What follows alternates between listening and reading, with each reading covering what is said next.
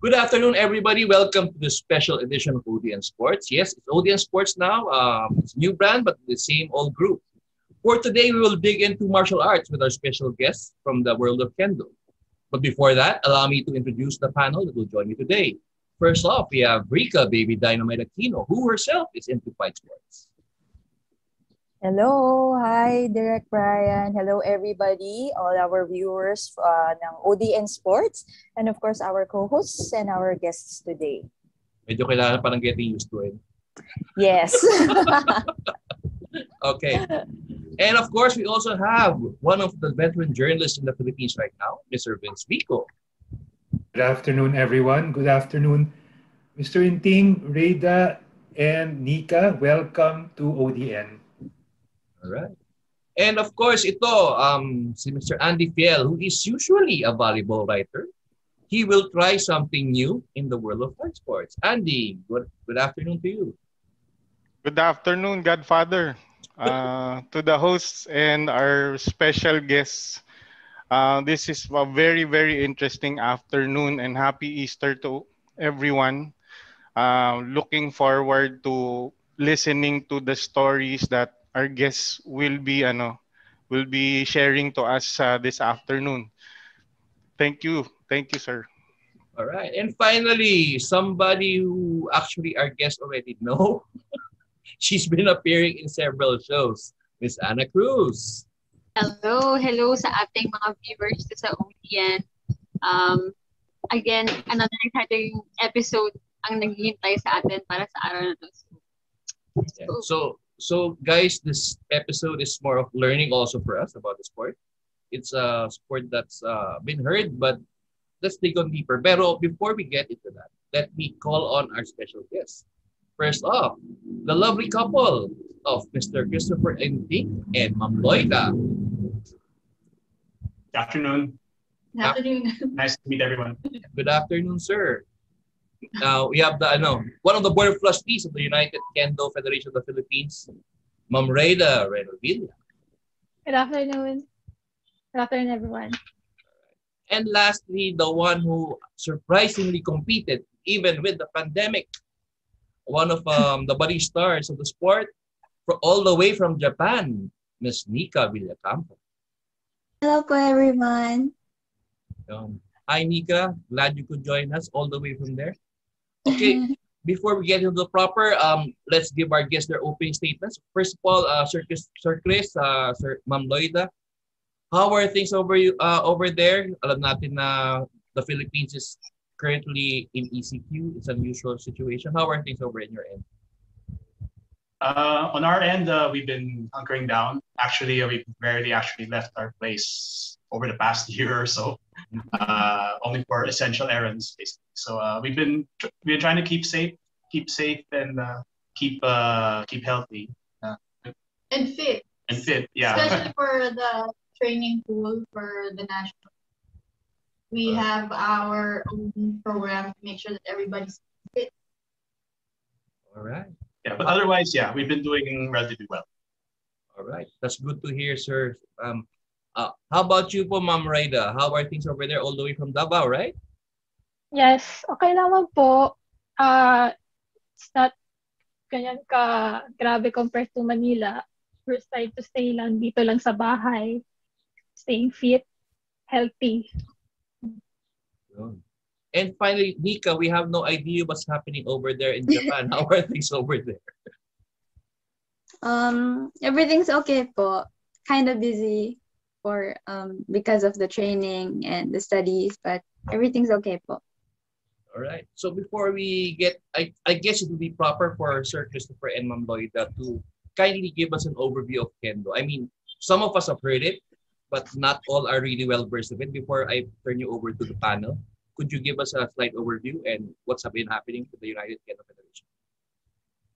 Okay, so Kendo is the Japanese martial art. When you translate the word itself, it means way of the sword. So it's basically a Japanese martial art that involves sword play or sword fighting. So you can think of it as the Japanese equivalent of Western Olympic fencing. So, but instead of using like a foil, saber, or épée, use a bamboo sword called shinai. and you also wear armor called bogu. And then but yes, you have to hit certain areas of the bogu to score a point. And then usually the format of the combat is first player to score 2 points wins the match. But that might sound easy, but it's actually not very easy. A lot of matches actually end in a tie or 1-0. So yeah, that's actually hard because there's a lot of criteria involved in what an actual point is. So anyway, so it's a Japanese martial art, as I said, started the mid-1800s in Japan. It evolved over time, and it was introduced here in the Philippines after World War II. But it was only it's only institutionalized in 1996 with the establishment of the Manila Kendo Club. Then later on, it spread from 2010 onwards. It spread when more clubs sprouted up, and our federation formed in 2016. And now we've been recognized as the Philippine affiliate of the International Kendo Federation, which is the international organization for Kendo last year, October. All right, nice one. So I guess the stage is set. Rica, fire away your very first questions, and I hope it's not controversial. No, actually, being a martial artist, I'm interested in the technical aspect of the sport as well. And also, Ma'am Loida, I think my friend studied under you. Her name is Coy Reyes. She is a viola player, and she took up Kendo in your club. So I knew about the sport because of her. My question is, in Muay Thai, when we execute a punch or a kick, we usually grunt. There's a sound that we create. And in Kendo, when we watch competitions, you also have a way of shouting. It's called, if I'm not mistaken, please correct me, kiyai, if I'm correct. So I would like to know how important, kasi for us in Muay Thai, screaming sort of like makes our core stronger and makes us execute our kicks and punches better. In Kendo, what is the significance of shouting the kiyai and coordinating it with the strikes? Ma'am and sir. So it has something to do with the core or the hara. That's what we call it in Japanese. So you have to get it from your hara, the sound that comes out. So it's basically an expression of energy going out. Is it part of the scoring? The way you... Is it also being scored? Yeah, it is. If you make a strike without any sound coming out from you, it's actually can be deemed a non-score. So it's possible that you won't get a score for that. But it really depends on the situation. There are people who have like a really very soft voice, but then it can still be considered a point. It really depends because like what I said, it's an expression of the energy from you, from within. So it can be expressed as a sound, or it could be expressed as something else. So that depends. But generally, yes, it's part of the normal strikes that we do. Yes, thank you very much. And another question. Also, in Muay Thai, we have this, I think you also have this code or oath that that the martial arts abide by. Diba? Like us in Muay Thai, we believe in making our body clean, strong, being loyal to the nation. How about Kendo po? This is for everybody. What is the purpose or the oath and code of Kendo? At the core of Kendo, it's really discipline and self-improvement. So that's at the very core of the art. Do you wanna add or? Well, yeah, you go ahead. That's okay. Well, Kendo has its own purpose and basically it's not technically a code, but they do have some. Kendo does have a what's called this a Tenet. Yeah, tenet. I guess that would be the best way to explain it. A series of sayings, I guess that we follow. It's something that there's a series of statements that almost sounds like a something that you would say in a Miss Universe pageant, I suppose. But I think it's like on the big yeah, like yeah. a series of statements. Yeah, which I haven't. To be honest, it's hard to memorize. It's a pretty long statement. I'm actually looking for it right now. If I can find it, I'll read it out. But But at least the core values po, Sir Chris and yes, Ma'am. there are core values of Kendo, and then We don't have it memorized. yeah, we don't have it memorized, to be Me honest. too. For the most part, yes, it involves self-development and also being able to, as you mentioned earlier, being able to be an asset to one's country and one's and to the people Community, around yes. community people around. Interesting because almost all martial arts ganun po yung tenet nila, no? You have your own and then you have your duty to the community. Yan po. Okay, thank you very much, ma'am and sir. My next question will be for Ma'am Reida and Nica. During this pandemic, since you both have different ways of training, how do you keep fit? What are some of your regimens? Especially Kendo is relies very much on training your perception and your reaction. So I'm not sure if Ms. Reida can spar now or Nica, but how do you keep your training or maintain your training? Let's start with Ms. Reida. Okay. So for me, since currently hindi pwede ang face-to-face na practice, so I do mga HIIT workout. Since importante ang endurance and cardio sa Kendo. So I do CrossFit for now. That yun, to maintain my fit body. Yes. Thank you. Thank you, Ms. Reida. And fit na fit ka pa rin talaga. Sobra. Sobra. Yes, oo. Yes, how about you, Nica? Well, in Japan, where I live, hindi po kasi masyado severe yung corona dito. So we can practice every day, but we should wear a mask with a face guard when we practice. And to maintain my fit body,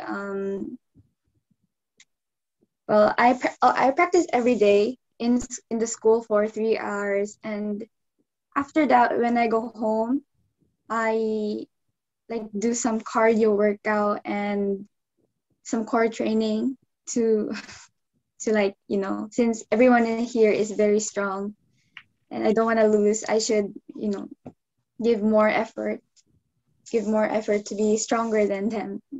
Yeah. And Thank you, Nica. And last question about the armor or the clothing. Kasi given that it's a little bit heavy and you're supposed to be you have to have a quick reaction to the strikes, diba po, ma'am, sir, and all of you guys. How does kasi if you're wearing the armor, it's a whole different story. In boxing kasi parang everything's quick, pero we're sort of like, we have the basic attire, but in Kendo it's a whole different story when you have the armor, when you have the headgear. So is there any kind of special training that you have for that? Well, for that, there's actually no need for special training in the sense that once you get past the beginner stage, you should already once you get into the stage where you're wearing the armor for the first time, you train with it to the point that you get used to it. So maybe after 6 months or so of training with the armor, you actually don't feel the weight anymore. You don't feel the weight anymore. Yeah. If you look at the top Japanese competitors, for example, the reaction time is like they can generate a hit in maybe 0.15 seconds or 0.2 seconds. Wow. So in terms of reaction time, it's really not so much of a problem once you're used to wearing the arm. Thank you. Thank you so much. All right, thank you, Rica. I'll pass the floor now to Vince. Vince, your questions. You know, when Brian here mentioned Kendo, last night I finished a season on Netflix of The Age of the Samurai Battle for Japan. And it was very interesting because, please correct me if I'm wrong, Mr. Inting, ma'am. Please correct me if I'm wrong, but Kendo is very similar to Samurai. It's just that there are no blades on the kendo stick, and there are differences and there are also similarities. But when Brian brought up this activity of interviewing Mr. and Mrs. Inting and Reida and Nica about kendo, that immediately came to mind about that season I finished. Anyway, my question is, for all of you, Mr. and Mrs. Inting, Reida and Nica, since this is a martial art, what is the meditation like? Is there meditation that takes place before you do kendo? And if there is, how is this like? Well, yeah, before and after each practice, there's usually you're actually called to do what's called mukuso. It's essentially a sitting meditation. So you sit and then you breathe in, you breathe out with your eyes half closed, your hands together in front of you. And generally speaking, it's supposed to help you leave the outside world behind. So once you step into the dojo for practice, it should be only that. You should be only focusing on your practice.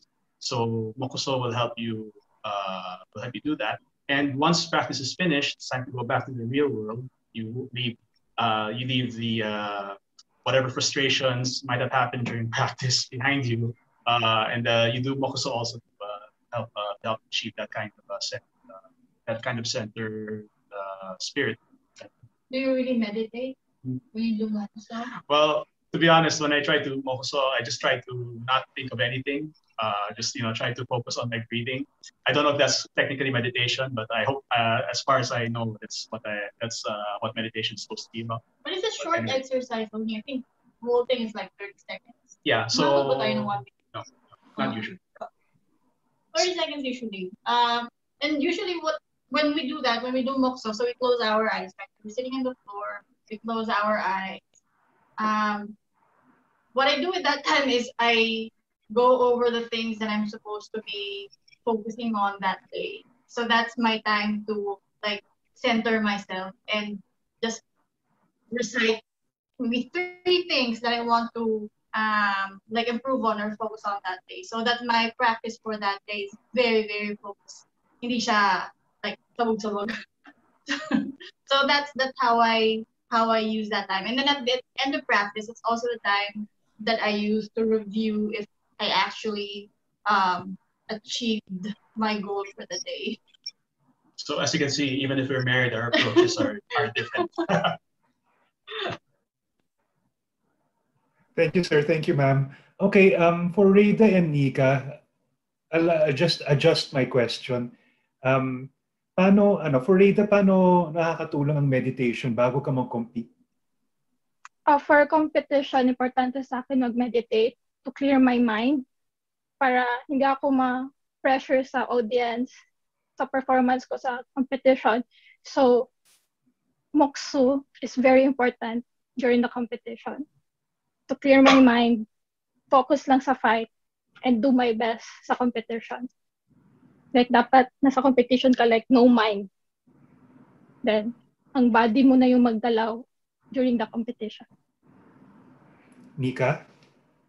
I agree with Ate Reida po. Well, when I'm mokso, I usually don't think of anything. I just think that I'm gonna do my best and I'm just gonna, let my body do anything. And my teacher here in Japan always says that we should use our brain when we do the keiko, but we should just let our body move when we do a fight so that we don't get confused and we won't be pressured. So I usually don't think of anything when I mokso.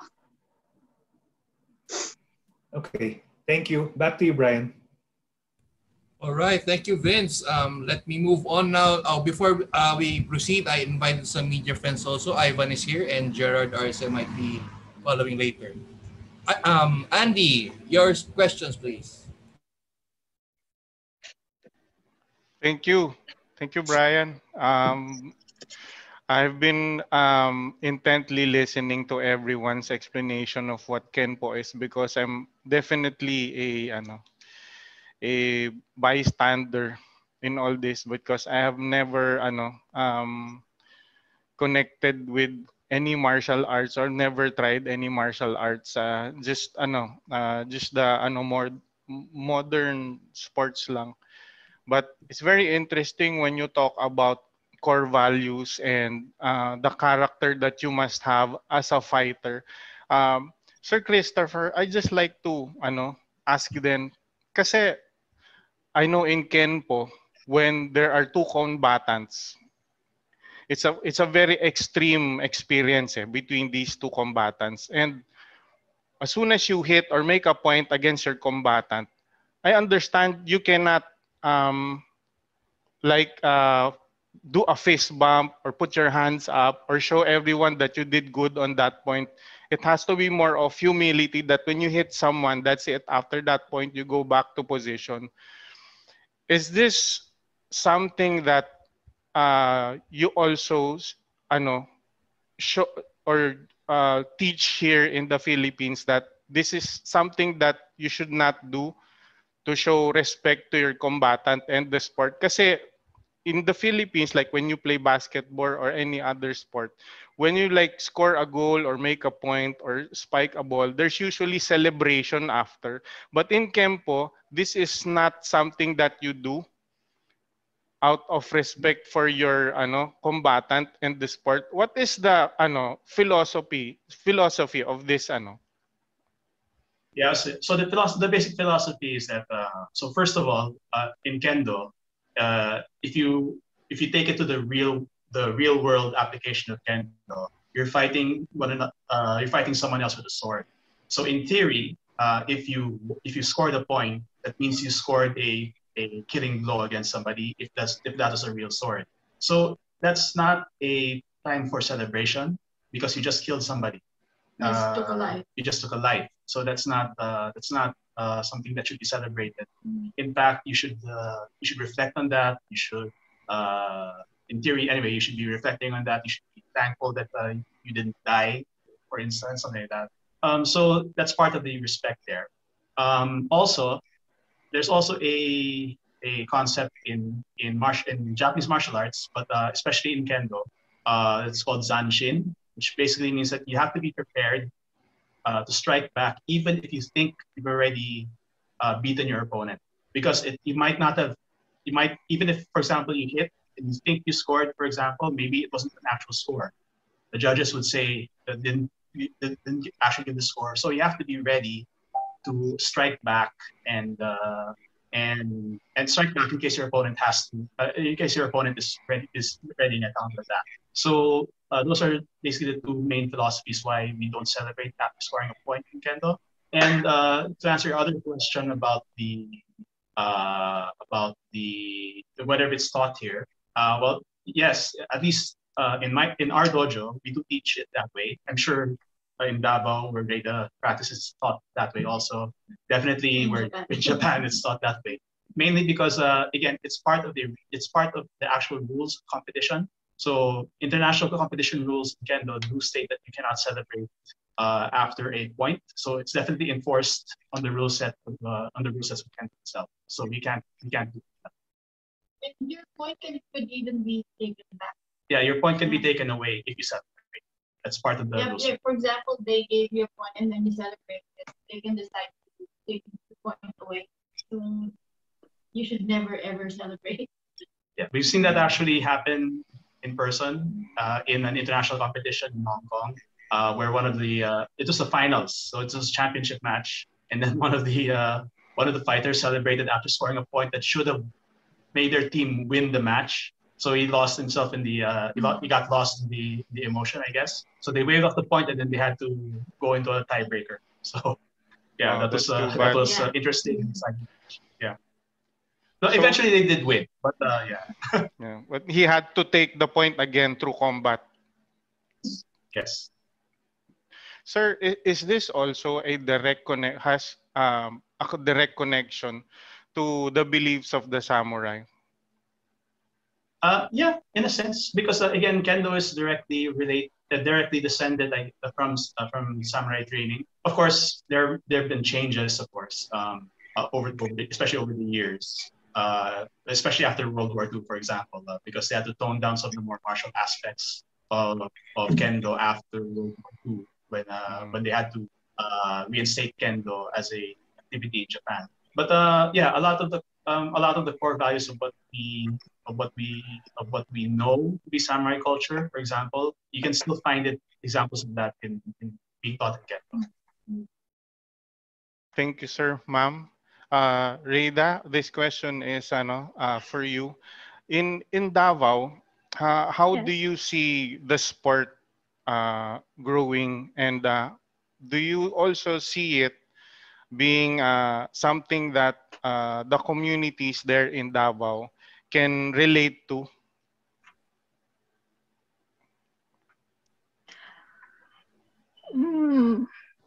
So, growing, it's slowly, slow yung growth ng Kendo here in Davao, and majority are nasa high school tsaka college. Hindi siya masyado ganyan ka-big compared to Manila na may daming clubs sa Manila. So, yeah. Hindi masyado sa amin dito. Yeah. So, do you have like in your own pag-iisip kunyari, I know right now you have a lot of time in your hands because you cannot go out too much. Although you have said na sa Davao medyo mababa yung COVID positive na individuals. Have you thought about, kumbaga, is it within you, or are you passionate about the sport that you want to, do you have plans already kung paano mo palalaguin dyan sa Davao? Definitely. Kasi we're planning to target schools na mag-join, especially the younger ones. Kasi we want na to join, madaming kids mag-join. And para later on, sa next generation, sila na naman yung sila na yung mag-compete to represent the Philippines, hindi na kami. Yung ganun. So we want to target schools. Okay. Thank you, Reida. Thank you. Nica, I have actually two questions for you. Number one is because you're very you're an excellent how do you say it, combatant or player in this sport. Does it also become a part of your daily life, what you have learned in the sport itself?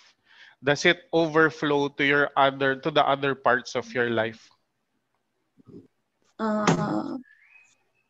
Yes po, because in Kendo is a very hard sport, I guess. A very hard, and the training is also very hard. And without patience, hindi po maging strong yung person. So I guess through Kendo, I became a more patient and strong person. And yeah, I became a more patient and strong and what do you call it? I also became a more, I think, respectful person because Kendo values respect po. So it has a very good effect on me po, personally. Okay. My last question is, do you have yung relationship mo with your teammates because of the sport, lalo bang naging mas matindi yung band nyo or mas tighter yung band nyo because of kung ano yung natuturo ng sports sa'yo?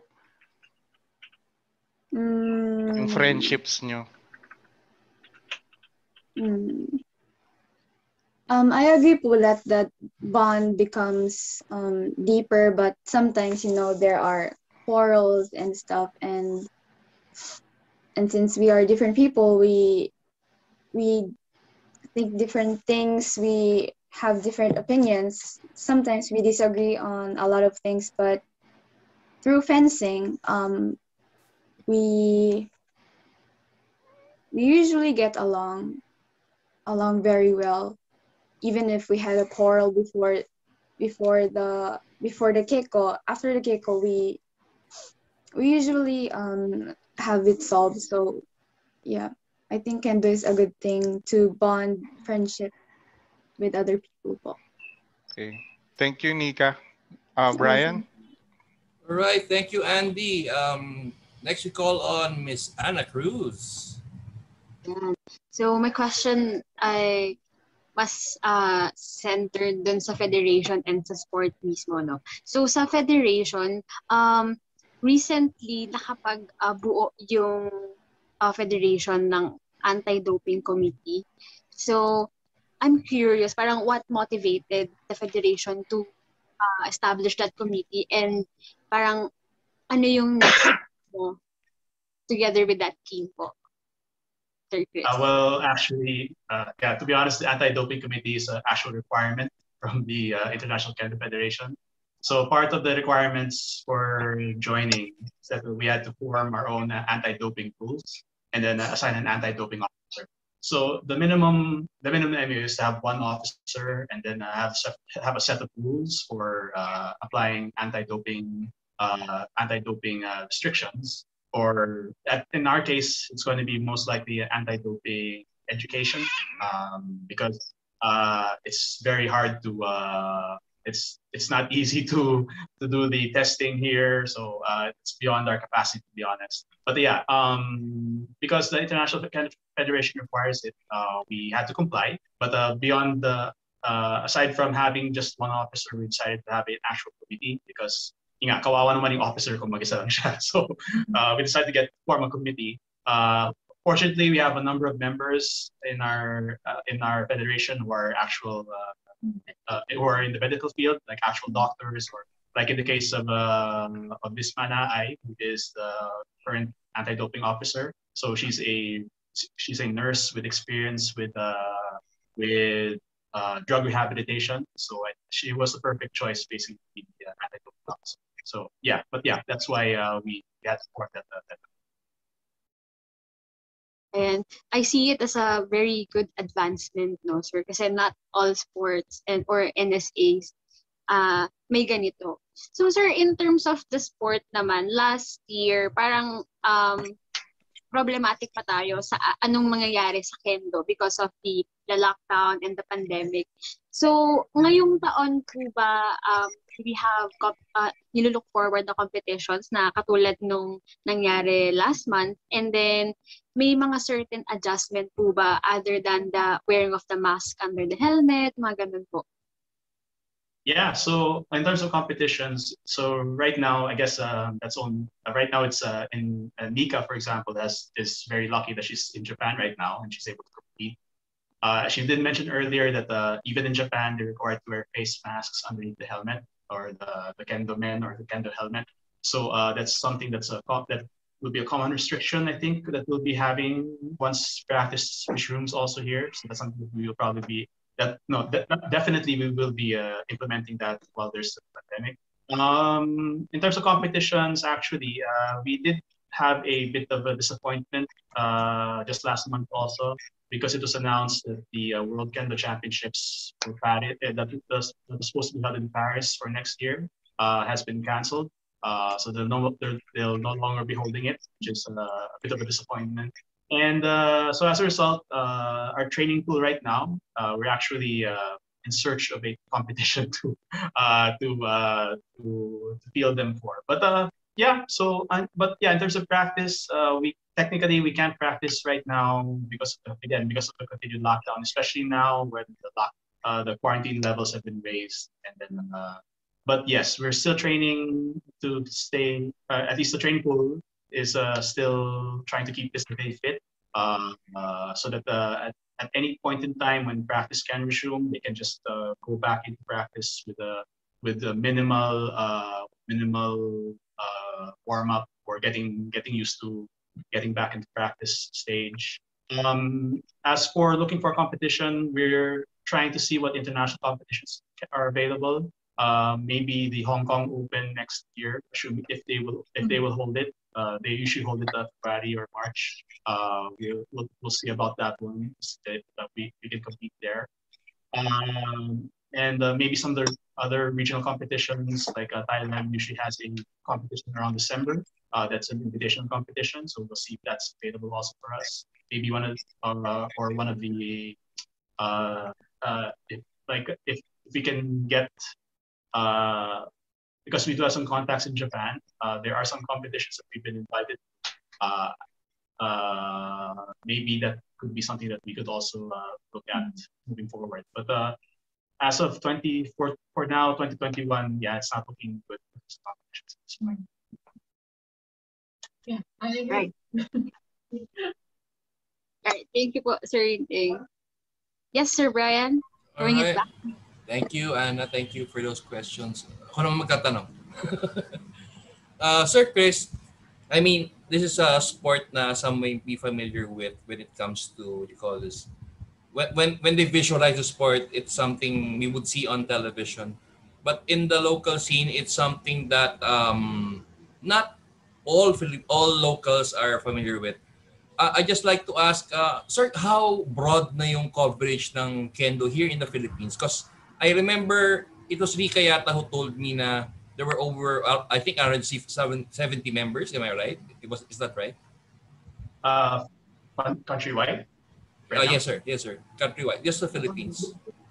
And the Philippines countrywide, officially right now we have 177 members in our federation.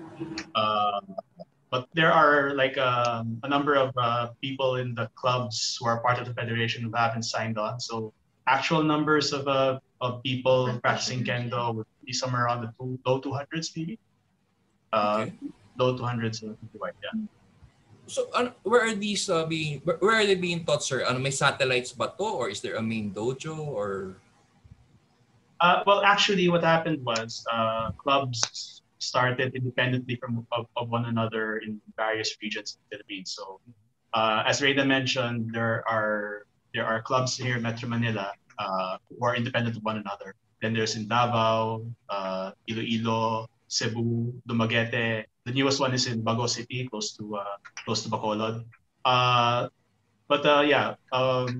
Some of the major clubs have banded together to form the federation, the United Kendo Federation of the Philippines. So that's the main group overseeing Kendo right now in the Philippines. So in terms of a main dojo, there's actually no main dojo in that sense, because each club has their own dojo. So we're semi-autonomous from one another also in that sense. But lately we've been trying to have a more centralized way of, at least when it comes to, for example, looking for international competitions to join.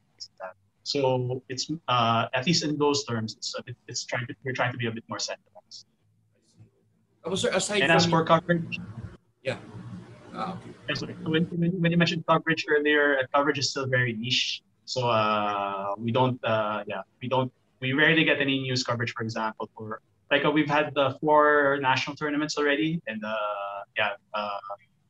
We haven't been able to pursue yet actual news coverage of it, but hopefully that could change in the future once we resume the national.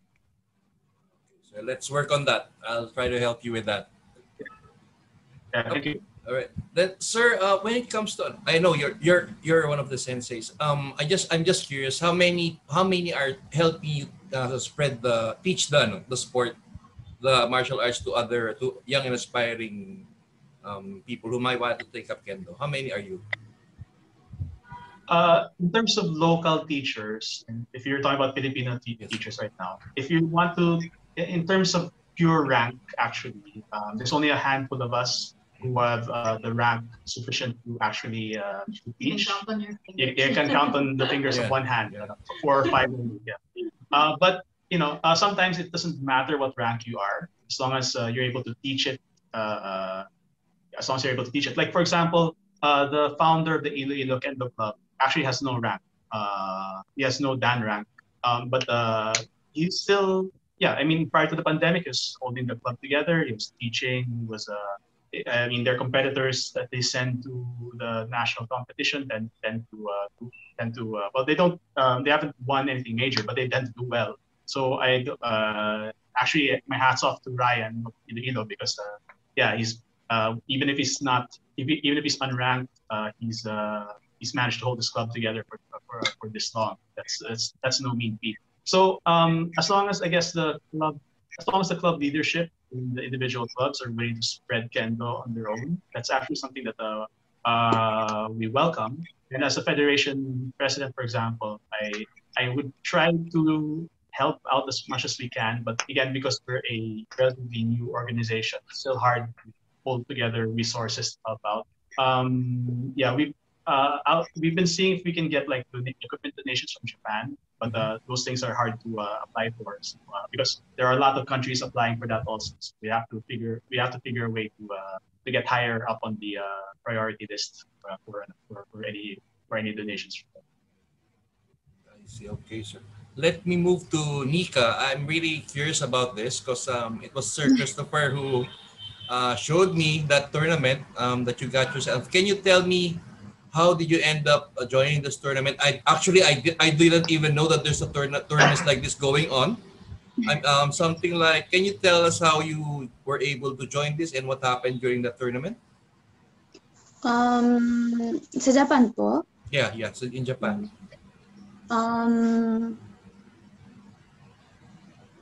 First we have this not really big tournament po, and then if we win that tournament or we place 5th above, we can compete to the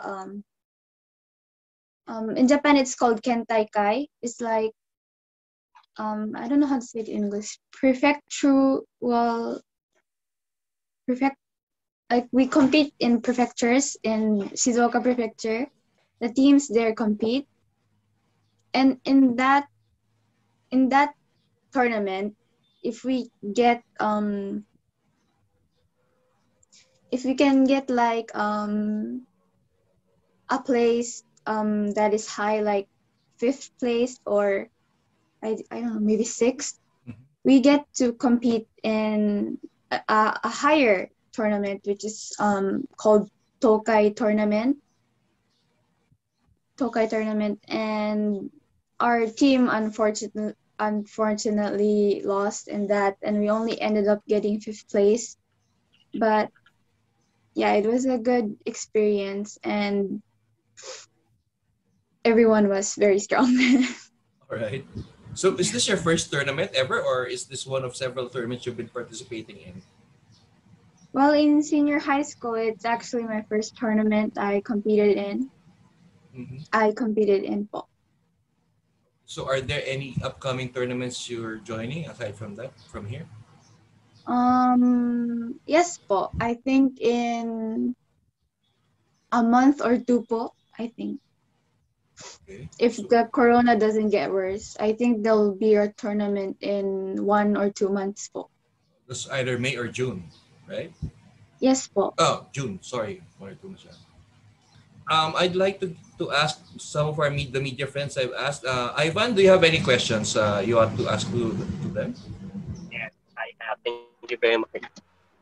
No, thank you very much, Sir Brian. Okay, I have a question first to all the guests because so Coach Chris, the things are in Kainta, Reida is in Davao, and Nica is in Japan in Shizuoka. So how are you able to coordinate each other in terms of online training in this kind of pandemic?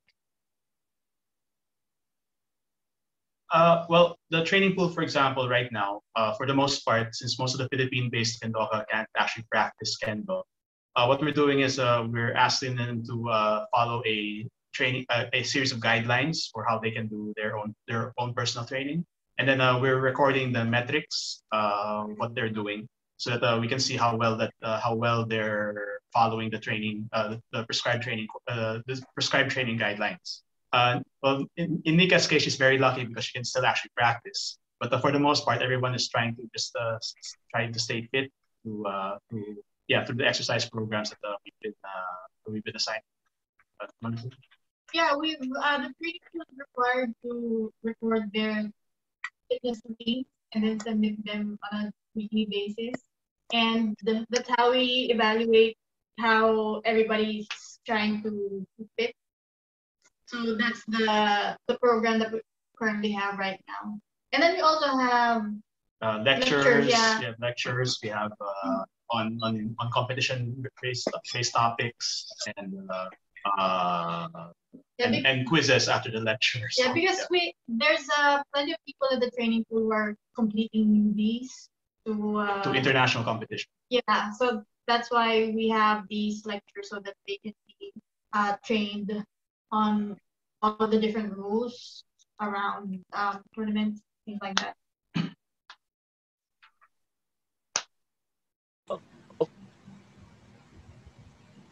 Go ahead, Ivan. Others, ahead. is that question just for Sir Kristopher or for all of them? The girls. Ma'am Reida? So, yun, sinusunod lang namin yung guidelines. Then we submit mga weekly videos na mga workout namin. Then we have mga heart rate na ginasubmit. And we have monthly exam na exercise para makita nila if nag-improve ba kami or we're getting fit ba or not. Mga ganun. Then we have lectures. So online lahat kami niyan. Naka-zoom kami lahat niyan. Then we have quizzes after ng lecture. So mga ganun. So we use the internet para magsama-sama kami lahat. Yun. Okay. Nica, finally. Well, since I live in Japan, I don't really have that much connection. But well, since we are connected by the internet, I usually just follow the guidelines of the Davao Kendo Club, and I just submit my weekly reports lang po. All right. Coach Chris, okay. Sir Brian mentioned earlier about the range of the reach of this Kendo sport. So are there plans to further expand the reach of this sport? Like, for example, you're a professor in UP Diliman. Have you tried consulting the other UP campus to have Kendo in their PE sports or whatever?